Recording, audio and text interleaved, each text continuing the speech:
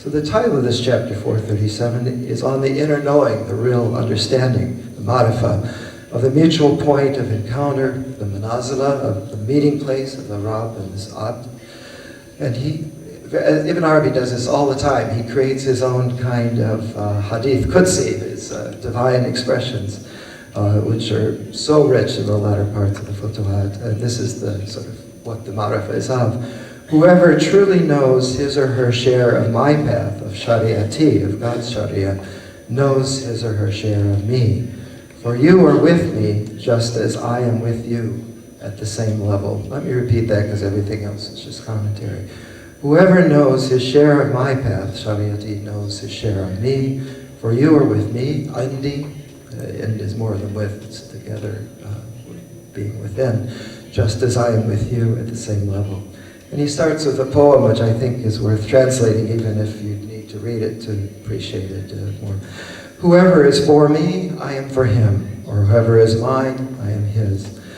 Just like what he said, if you all are thankful, I shall surely increase you all much more. It's a longer quotation from the Quran. But if you're ungrateful, surely my torment is intense.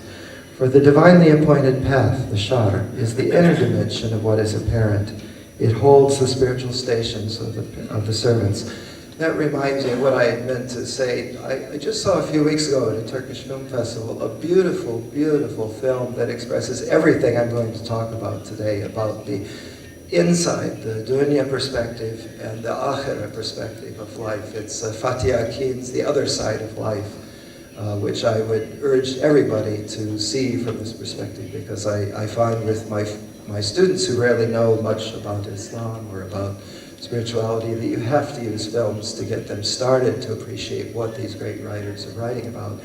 And this last film with Fatih Akin is very self-consciously this attempt to show the sharia of our life and the hakika. You're shown the visible world of the dunya, but you're given the keys to realize eventually that you're watching it from God's perspective, from His perspective of the divine love and compassion, which is holding these characters as they go throughout the film. And it's Ibn Arabi in a nutshell, so if you get a chance, I don't know the Turkish title, but it's something like The Other Side of This Life. Go on with the poem. He makes use of the creation of kaun, of existence, just as it serves him, with no increase. The contrast here is between other creatures and human beings. But whoever fulfills his covenant with God, that whoever can become insan, surely he, God, is the fulfiller of all covenants. So his is the descending toward us, through the names, through all of creation, while ours, or our perfection, our kamal, is the very act of ascending toward him through our actions. For he is the all-preserving, the all-witnessing. So he reserved specially for us the joy of unveiling and the joys of witnessing him. So then he begins, as Ibn Arabi usually does with the ayah. God said, so you all remember me so that I may remember you. And he doesn't, but it's part of the same verse. And be thankful to me and do not be ungrateful to me. And here's the story, he says, to illustrate that. I saw someone asking a person, begging him, and you see this wherever you are, wherever they're beggars, for God's sake and because of your reverence for God, give me something. And there was with me a righteous servant, an Abd Saleh called Mudawar, from somewhere in Spain. So the fellow who was being begged of opened up his purse, filled with big and small silver coins, and he began to look for the smallest piece of silver in the kind of tin kurush. Then that righteous servant said to me, do you know what he's looking for? Tell me, I replied. He's looking for his price in God's eyes and his real worth, he explained. So whenever he brings out a big piece of silver, he says, with the tongue of his spiritual states, about a han, we aren't worth that much with God. So then that person brought out the tiniest coin he could find and gave it to the beggar. Now surely God described himself as jealous, as being, this is a hadith, God's khairat, although he knew that most of his servants would devote the abundance of their wealth and their dearest possessions for the desires of their carnal souls, their nafs, and their earthly aims. So whenever most of them give something for God's sake, they would only give a dry crust, a penny, a threadbare cloak, and the like. The many and the majority of them are like that. So when the day of rising comes and God brings forth, without anyone still seeing, all that his servant gave away for his sake, for God's sake, between him and his servant. And God also brings forth what that servant has given away for other than God's sake. Then he says to him, O my servant, isn't all of this my blessing which I bountifully bestowed upon you? So what did you give away to those who begged of you for my sake?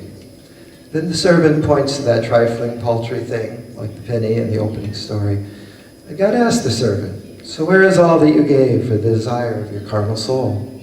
And the servant points to the abundant bulk of his other possessions. Then God says, aren't you ashamed before me to come and meet me like this, when you knew all along that you would come to stand before me, and that I would oblige you to confirm what you have accomplished? So how immense is that servant's embarrassment and humiliation. But that's only the beginning of the story. Listen to what Ibnül says next. But then, after that, God will say to that servant, I've already forgiven you at the request, or through the prayer of that beggar, because of his rejoicing with the little that you did give to him. And I have caused that to increase many times over, while all that you gave for the desire of your carnal self has disappeared.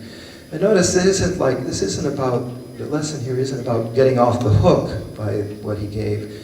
It's about the way immeasurable consequences of our smallest acts of caring, of mercy, of attention to those who we somehow sense need that particular divine glance. Then God brings forth, verily I have taken what you gave freely as charity, what you gave as tzedakah, and increased it many times over. And of course, again, the increase here isn't just some kind of phantasmic imagined reward in some other life. It's the actual impact of our acts of charity as they ripple out in these immense ripples and waves throughout life, of which we only are given the grace to see a tiny bit now and then. So then God brings that before the witnesses at the judgment. And behold, that penny that the man had given to the beggar has come back bigger than Mount Uhud, while what he gave for the sake of other than God has become, in the words of the Quran, scattered dust. So God wipes out wrongful accumulation, riba, while he increases many times over the acts of tzedakah, of freely given charity. But as for the true knowers of, by, and through God, even the least of them is great, and nothing is more immense than the great ones among them, among the awliya. For they are those who only give for God's sake the very dearest of what is with them, and the very least of what they have. As they give their all for God's sake. For all of them, everything they are is for God, just as everything they have is for God. The true servant and everything he possesses belongs to his master. Just one more paragraph from this same chapter. For the true knower at every breath, at every instant, is turning back or returning to God in regard to all the actions emanating from him.